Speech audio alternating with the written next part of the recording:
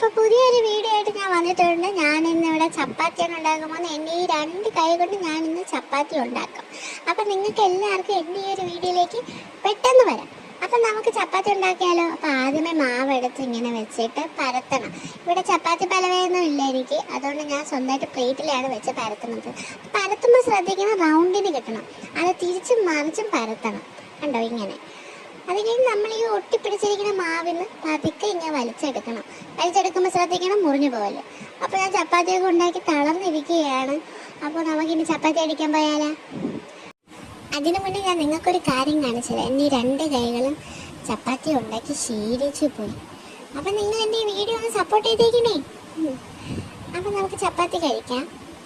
അപ്പം ഞാൻ ഉണ്ടാക്കിയ ചപ്പാത്തിയാണ്, ഞാൻ ആദ്യമായിട്ടാണ് ചപ്പാത്തി ഉണ്ടാക്കിയത്. അപ്പം ഞാൻ കഴിക്കാൻ പോവുകയാണ്.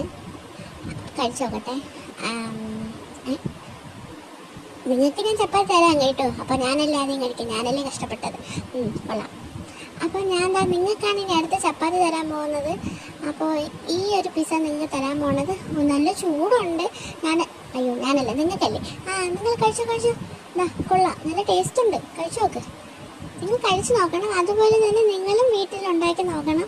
എൻ്റെ ഈ ചെറിയ ഒരു ചപ്പാത്തി വീഡിയോ നിങ്ങൾക്ക് എല്ലാവർക്കും ഇഷ്ടപ്പെട്ടെങ്കിൽ നിങ്ങൾ പറയണം കേട്ടോ. ഇത് ഞാനല്ല ഉണ്ടാക്കിയത്, എന്നാലും ഞാൻ തിന്നും.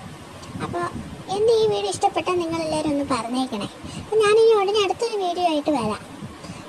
അപ്പോൾ എനിക്ക് ബായ് പറയാനൊന്നും സമയമൊന്നുമില്ല. അപ്പം ഞാൻ പെട്ടെന്ന് പോയി കഴിക്കട്ടെ. ശരി, എന്നാൽ നിങ്ങളും പൊയ്ക്കോ.